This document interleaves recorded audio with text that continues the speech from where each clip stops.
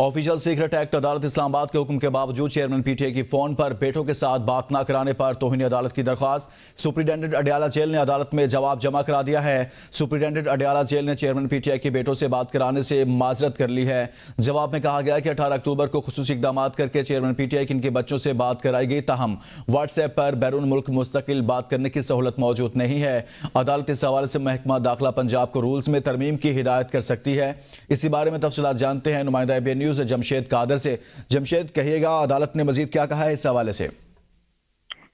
जी बिल्कुल, chairman PTI ने अपने वकील सिराज अहमद रांझा के जरिए दरख्वास्त दायर की थी कि वो अपने बेटों से मुलाकात करना चाहते हैं, टेलीफोनिक गुफ्तगू करना चाहते हैं, जिसके बाद 18 अक्टूबर को उनकी व्हाट्सएप के जरिए अपने बेटों के साथ बात करवाई गई थी। जिसके बाद गुज़श्ता हफ्ते सिराज अहमद रांझा ने दोबारा दरख्वास्त दायर की थी अदालत में। हर हफ्ते के रोज चेयरमैन पीटीआई के अपने बेटों के साथ व्हाट्सएप पर बात करवाई जाए, जिस पर अदालत ने अडयाला जेल सुप्रिटेंडेंट को नोटिस जारी किए थे और आज अडयाला जेल सुप्रिटेंडेंट ने उन नोटिस पे जवाब अदालत में वापस जमा करवा दिया है। उन्होंने मौक़िफ़ अख्तियार किया है कि 18 अक्टूबर को खसूसी इंतजाम करके चेयरमैन पीटीआई के अपने बेटों के साथ टेलीफोनिक गुफ्तगू करवाई थी, लिहाजा ये मुमकिन नहीं कि हर हफ्ते इसी तरह खसूसी इक़दाम करके चेयरमैन पीटीआई की थ्रू व्हाट्सएप अपने बेटों से बात करवाई जाए। इस हवाले से उन्होंने आईजी जेल खाना जात के उस लेटर का भी हवाला दिया कि ऑफिशियल सीक्रेट एक्ट के जो मुल्जमान हैं उनसे बैरून मुल्क और पीसीओ के जरिए भी